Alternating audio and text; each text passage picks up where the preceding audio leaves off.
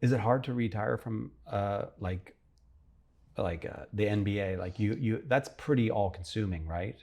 I think it is hard. I think there's not just for NBA players, for athletes, at some point in time it'll come to an end, you know? Yeah. And so it's, if you try to, make your whole identity about your athletics and your accomplishments in that, at some point in time it's going to come to an end, even for the best. And you got to figure out, and that can be depressing and give you a lot of anxiety, and you feel like you're not necessarily worth anything anymore because you're not an athlete. Oh yeah. And that's I where hadn't I thought think about that. Yeah. that's where the Christian perspective is huge, like realizing that that's not where your identity lies. It's in Christ and being a believer. And Yeah. so I think that helps you get to that next chapter in your book. And did it help? Did it do Certainly that for you? did, 100%. And also, I mean, it was because I was able to kind of step right into learning about Catholicism. I think that made it a little easier. Mm-hmm. For some people, maybe that are a cradle Catholic already, or just a cradle Christian, or then they're not.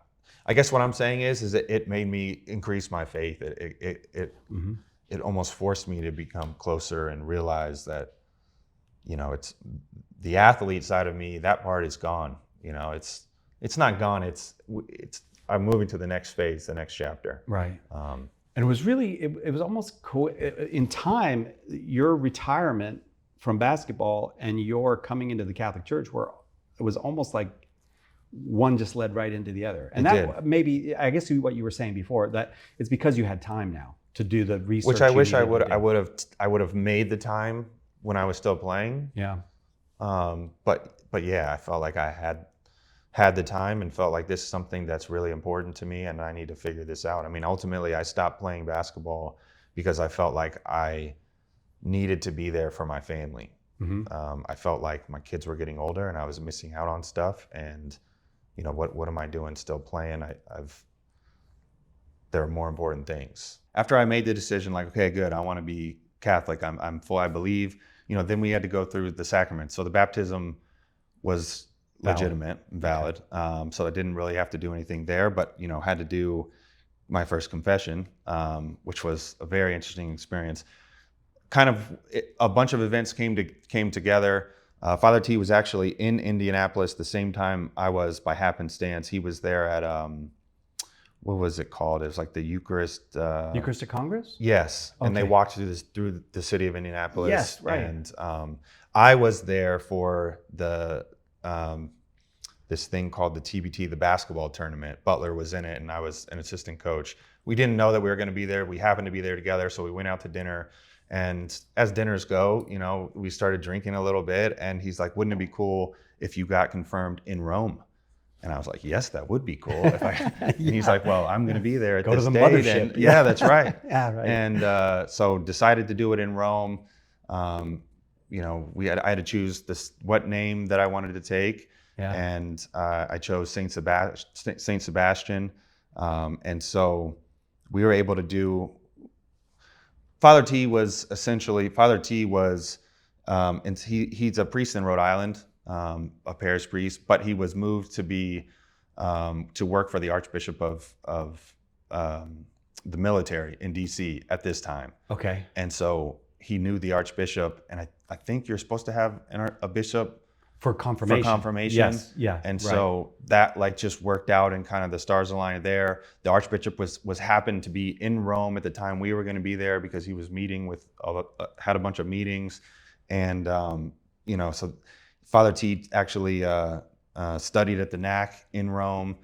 So there's so many different kind of stars that just aligned up perfectly.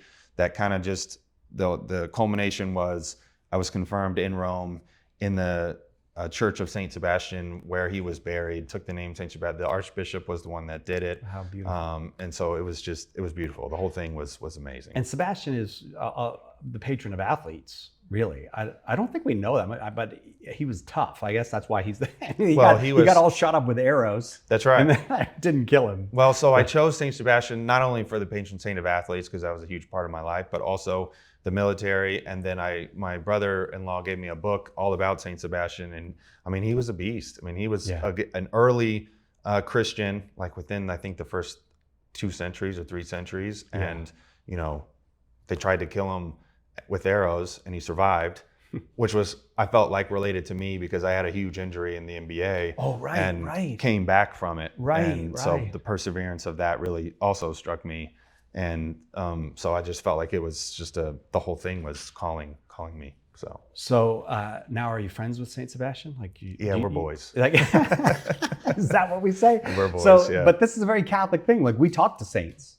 Do So- you feel comfortable with that? Yeah, Talking to Saint Sebastian? absolutely. Yeah, I think I would talk to you about things that are going on, you know, and so Right. why would you not talk to somebody who's right up there next to God? Like, Yeah. I think that's important. And to wrap it up full circle, you know, I started with 3 girls. We then had a boy. I'm the 4th Gordon, but not Gordon the 4th.